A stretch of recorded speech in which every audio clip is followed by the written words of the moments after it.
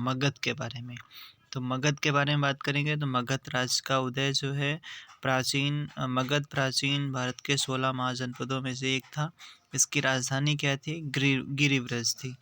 बृहद्रथ के पुत्र का नाम जरासंध था और प्राचीन प्राचीन काल में गंगा नदी के दक्षिण के क्षेत्र को मगध के नाम से जाना जाता था। ये एसएससी जीडी ने पूछा भी था क्वेश्चन।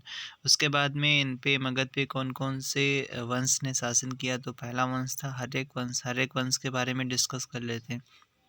हर्यक वंश में कहा जाता है इसका संस्थापक बिंबिसार था।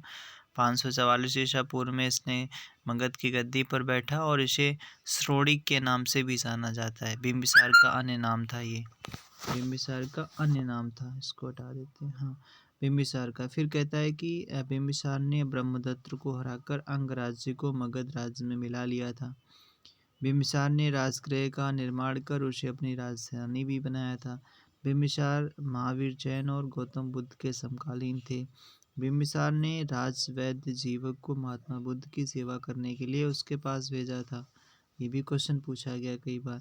बिंबिसार की हत्या उसके पुत्र अजातशत्रु ने कर दी और वह 492 ईसा पूर्व में मगध की गद्दी पर बैठा। गौतम बुद्ध के चचेरे भाई देवदत्त के कहने पर अपने पिता की हत्या कर दी थी। अजातशत्रु का उपनाम क्या था? कुड़िक था। कुड़िक हो जाता है अजातशत्रु का। अच्छा, फिर उसके बाद में आ जाता है कौन सा? तो ये कहा जाता है कि वह प्रारंभ में जैन धर्म को मानता था अजातशत्रु, बाद में बौद्ध धर्म मानने लगा था। अजातशत्रु ने 32 वर्षों तक मगध पर शासन किया। अजातशत्रु के मंत्री का नाम वत्सकार था। इसी की सहायता से अजातशत्रु ने वैशाली पर विजय प्राप्त की थी। अजातशत्रु के समय गौतम बुद्ध का महापरिनिर्वाण हुआ था। अच्छा भी है। उसके पिता की हत्या कर उदयन मगध की गद्दी पर बैठ गया था। उदयन ने पाटलिपुत्र की स्थापना की, जिसे कुसुमपुरा इसका नाम था, प्राचीन नाम। वह जैन धर्म का अनुयायी था। कौन? उदयन था।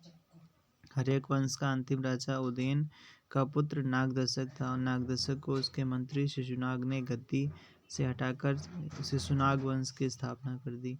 शिशुनाग ने अपनी राजधानी पाटलिपुत्र से बदलकर वैशाली में स्थापित किया और शिशुनाग ने अवंती राज्य में मगध को मिला लिया।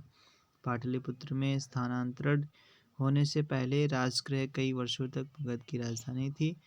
शिशुनाग का उत्तराधिकारी कालाशोक था और कालाशोक से क्वेश्चन पूछा जाता है कि द्वितीय बौद्ध संगीत इसी के टाइम पर हुई थी। वह पुनः अपनी राजधानी पाटलिपुत्र ले गया।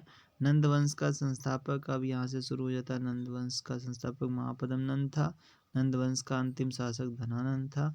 नंद वंश सर्वाधिक धनी राज्यों में विशाल सेना के लिए प्रसिद्ध था। धनानंद सिकंदर के समकालीन था। इसको चंद्रगुप्त मौर्य ने युद्ध में पराजित करके मगध पर मौर्य वंश की स्थापना की थी। अब यहाँ से स्टार्ट होता है मौर्य साम्राज्य। मौर्य साम्राज्य से भी क्वेश्चन पूछे गए कई सारे।